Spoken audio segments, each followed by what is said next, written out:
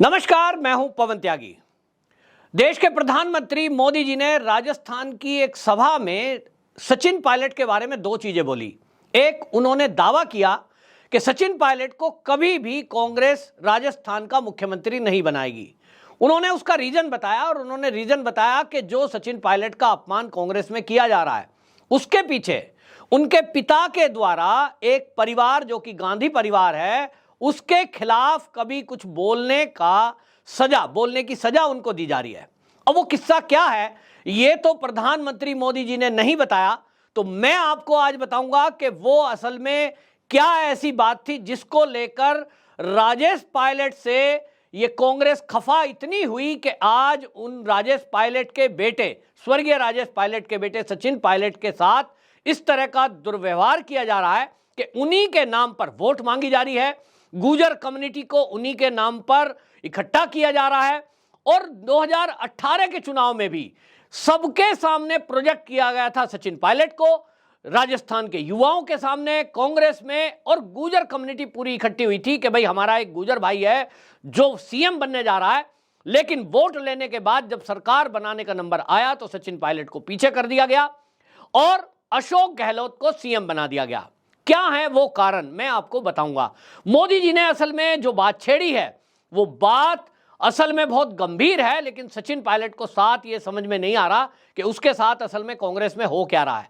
बहुत लोग कमेंट करते हैं, सचिन पायलट उन कमेंट का भी ध्यान नहीं दे रहे हैं कि भाई वो जो कांग्रेस में अपमानित किए जा रहे हैं, जिस तरह से उनको गद्दार तक कह दिया, जिस तरह से उनको बीजेपी का एजेंट तक कह दिया, जबकि वो आज तक कांग्रेस के लिए प्रचार कर रहे हैं, कांग्रेस के लिए वोट मांग रहे हैं और सीएम कौन बनेगा इसकी बगैर चिंता किए वो पूरे तन मन धन से कांग्रेस की सेवा में लगे हुए हैं। असल में आपको बताएं, मामला है 1998-97 का, और उस 97-98 में एक घटना ऐसी हुई थी जब सोनिया गांधी ने कांग्रेस ज्वाइन की थी और राजीव गांधी जी की हत्या के बाद यह तय हुआ था कि भाई कांग्रेस तो अब कोई और चलाएगा, क्योंकि उसमें जो है सोनिया गांधी जी ने मना कर दिया था मैं राजनीति में नहीं आऊंगी, लेकिन सोनिया गांधी ने आपको बताएं ये जो है ज्वाइन किया 97 में, और उसके बाद अध्यक्ष पद के लिए यह तय हुआ कि भाई सोनिया गांधी को अध्यक्ष बनाया जाए। उस समय राजेश पायलट ने इसका विरोध किया और उन्होंने कहा कि देखिए विदेशी मूल की महिला है, इनके हाथ में पार्टी की कमान देना ठीक नहीं रहेगा, और ये उनकी एक राष्ट्रवादी सोच थी। उसका विरोध हुआ। पार्टी में ज्यादातर लोग ऐसे ही हैं जो गांधी परिवार की चाटुकारिता और चापलूसी करते हैं, लेकिन राजेश पायलट एक ऐसे नेता थे जो शुरू से ही दबंग नेताओं में उनकी गिनती है। और आपको बता दें वो इसीलिए जाने भी जाते हैं। 1997 में जब राजेश पायलट गृह मंत्री थे, उस समय जो गुजराल साहब थे वो प्रधानमंत्री थे, और गृह मंत्री होते हुए इनके पास चंद्रा स्वामी नाम का जो तांत्रिक था, जिसके इंदिरा गांधी से भी बहुत संबंध थे, कांग्रेस के बड़े बड़े लीडरों से संबंध थे, उनके बारे में एक कंप्लेंट ये गृह मंत्री राजेश पायलट के पास आती है कि विदेश में बैंकॉक के एक व्यापारी से ये चंद्रा स्वामी ने 1 करोड़ रुपया लिया है, और इस 1 करोड़ को लेकर के वो उन्होंने उसको ठग लिया है, क्योंकि कोई काम कराने का वादा किया था वो काम किया नहीं, पैसे वापस लौटा नहीं रहे हैं। मामले की जांच कराई गई तो उसमें चंद्रा स्वामी दोषी पाए गए। राजेश पायलट ने बिना कुछ सोचे इस बात के आदेश दे दिए कि चंद्रा स्वामी को गिरफ्तार किया जाए। पूरी कांग्रेस में खलबली मची। राजेश पायलट को यह कहा गया कि चंद्रा स्वामी तो भैया इंदिरा गांधी के खास रहे हैं, अब वो गांधी परिवार के खासम खास हैं, उनको गिरफ्तार कैसे कर सकते हैं। लेकिन राजेश पायलट का एक प्रण था कि उस समय जो भी माफिया थे, देश विरोधी ताकतें जो थीं, जो बड़े बड़े यहां पर ऐसे अपराधी थे जो आर्थिक अपराधी भी थे, उनके खिलाफ राजेश पायलट ताबड़तोड़ कार्रवाई कर रहे थे। और उनका कहना यह था कि देश के अंदर जो भी इस तरह के लोग हैं, जो लोगों को लूट रहे हैं, जो भ्रष्टाचार कर रहे हैं, उनको बख्शा नहीं जाएगा। और इसी कड़ी में चंद्रा स्वामी को उन्होंने गिरफ्तारी का आदेश दे दिया। इस आदेश को कोई इंप्लीमेंट करने को तैयार नहीं था, तो यह तक भी उदाहरण आता है कि राजेश पायलट ने अपने सचिव को बुलाया और खुद लेटर टाइप किया। वो आदेश इंप्लीमेंट हुआ, चंद्रा स्वामी को जेल हुई। लेकिन आपको जान के आश्चर्य होगा कि चंद्रा स्वामी की मुट्ठी में वो सरकार और गांधी परिवार इस तरह से रहता था कि राजेश पायलट जो गुर्जर कम्युनिटी के एकमात्र टॉप के लीडर कांग्रेस में थे, जिनके बिना पर राजस्थान में कांग्रेस मजबूत हुई, उनको 2 ही दिन बाद गृह मंत्रालय छोड़ने के लिए कह दिया गया और यहीं से टकरार शुरू होता है। उसके बाद सोनिया गांधी जब कांग्रेस ज्वाइन कर लेती है, वो अध्यक्ष पद के लिए चुनाव लड़ती हैं और जैसा मैंने बताया, उनकी विचारधारा थी स्वर्गीय राजेश पायलट की कि भाई कोई विदेशी मूल की महिला है, उसके हाथ में सरकार का हाथ में आना और पार्टी को भी सौंपना ठीक नहीं रहेगा, और इसलिए उन्होंने उस समय विरोध शुरू किया।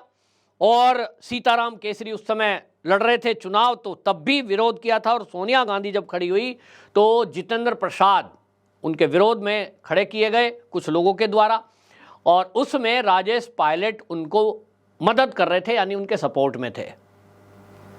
और इसी के बाद ये हुआ कि सोनिया गांधी विजयी हुई, लेकिन ये बात ध्यान में रखी गई कि कौन कौन लोग सोनिया के विरोध में थे।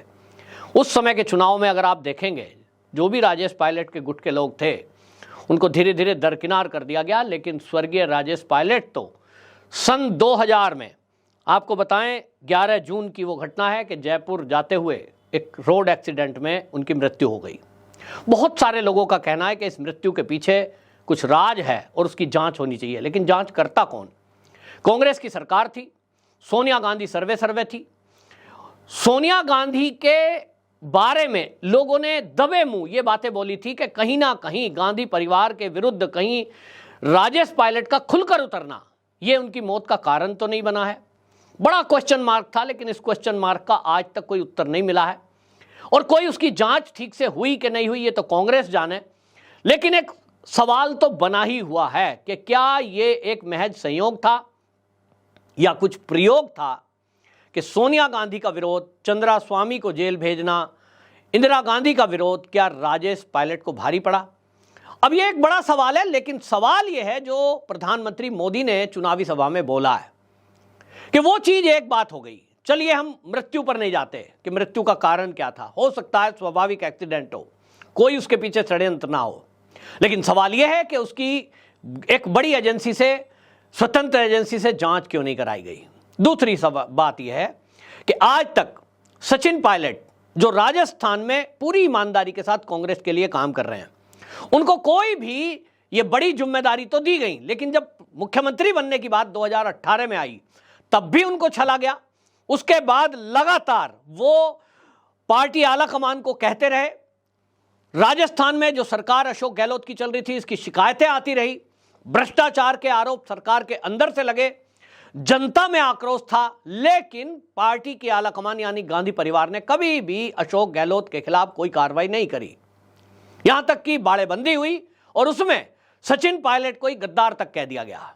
ये सब भूल गए कि जो गुर्जर कम्युनिटी है देश में, वो पूरी की पूरी सचिन पायलट के पीछे थी, क्योंकि उनके पिता का जो काम था, आप देखिए राजस्थान से वो भरतपुर से चुनाव लड़े थे 1980 में, लेकिन उसके बाद से लगातार, चाहे वो उत्तर प्रदेश का कोई भी कोना हो और कोई भी गुर्जर कम्युनिटी के लोग हों, राजेश पायलट लगातार, मैं खुद छोटा भले था लेकिन मैंने देखा है कि ब्याह शादी से लेकर दुख सुख में राजेश पायलट हमेशा उपस्थित होते थे। और उसके कारण उत्तर प्रदेश के, अब तो ग्रेटर नोएडा में है वो जगह, आप देखिए कि वहां अस्पताल भी बनाया। मतलब राजस्थान से जीता हुआ व्यक्ति, गुर्जर कम्युनिटी के लोग जहां रहते हैं उनकी सेवा के लिए एक अस्पताल बने, आना जाना शुरू हो, ये सब रखा था। तो इतना इंपैक्ट और असर था। उन्हीं का नाम सोचते हुए आज पूरे देश के गुर्जर ये समझते हैं कि भाई हमारी कम्युनिटी का यदि एक बच्चा आगे जा रहा है, पढ़े लिखे हैं, बहुत सभ्य हैं, और आज तक आप देख लीजिए अशोक गहलोत पर जितने आरोप भ्रष्टाचार के लगे हैं, सचिन पायलट मुख्यमंत्री के साथ उप मुख्यमंत्री रह चुके हैं, और उप मुख्यमंत्री रहते हुए भी पावर बहुत होती है, लेकिन सचिन पायलट पर आज तक कोई दाग नहीं लगा है। लेकिन उसके बावजूद भी उनको वो मान और सम्मान कांग्रेस में नहीं मिल रहा है। इस बार भी ऐसा ही होने वाला है, और इस बार इसलिए गुर्जर कम्युनिटी ने विचार कर लिया, वो समझ गया है कि ये हमें हर बार मूर्ख बनाकर सचिन पायलट को आगे करके गुर्जरों की वोट ले लेते हैं, और जब सरकार बनाने का नंबर आता है तो गुर्जर भाई को एक साइड कर देते हैं। और इसीलिए इस बार राजस्थान के चुनाव में गुर्जरों ने यह तय कर लिया है कि वो कांग्रेस के झांसे में नहीं आएंगे।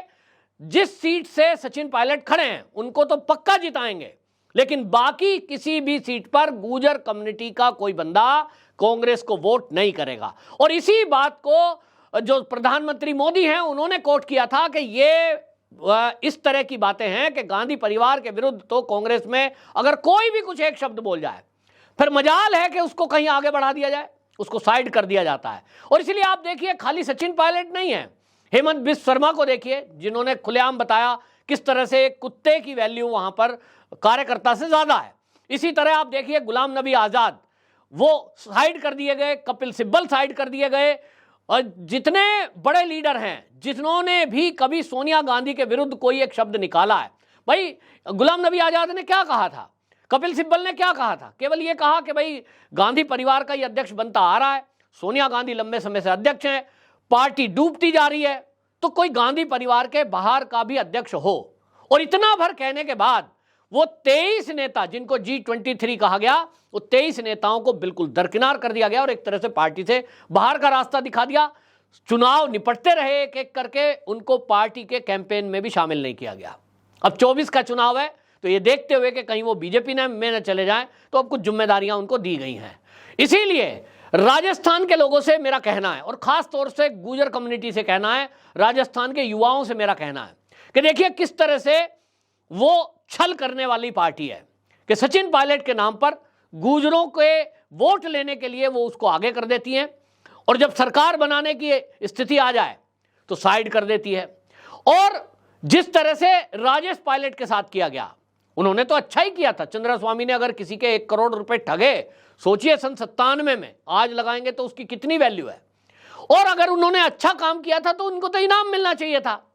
मेरा तो कहना यह है कि राजेश पायलट यदि 97 के बाद प्रधानमंत्री देश के बनते, तो आज मोदी जी को जितनी सफाई इन भ्रष्टाचारियों की करनी पड़ रही है, शायद इतने भ्रष्टाचारी होते ही नहीं।